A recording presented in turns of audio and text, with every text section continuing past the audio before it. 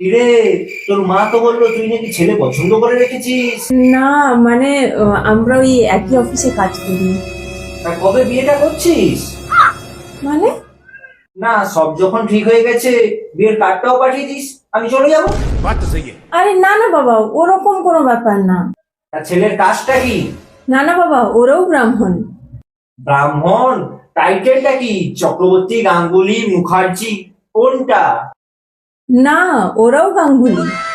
দেখ, আমার কিন্তু 50 বছর বয়স হয়ে গেছে।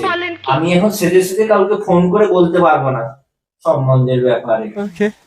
না না বাবা, বাবা তো বলেইছে তোমার সঙ্গে ফোনে কথা বলে নেবে। এখন থেকেই বাবা? না মানে ওই উম, রামকৃষ্ণের বাবা। কি বলবো আর।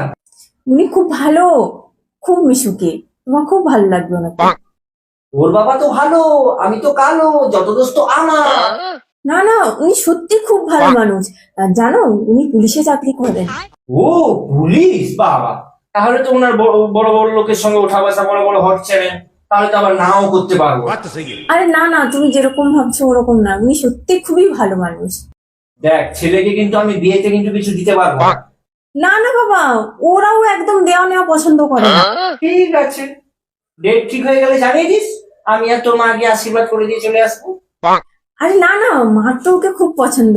আমরা তো কতবার লাঞ্চে গেছি একসঙ্গে। ও, সবাই সবকিছু জানে, মারও পছন্দ, মেয়েরও পছন্দ, আমি তাহলে মাঝখানে থেকে কি লাভ?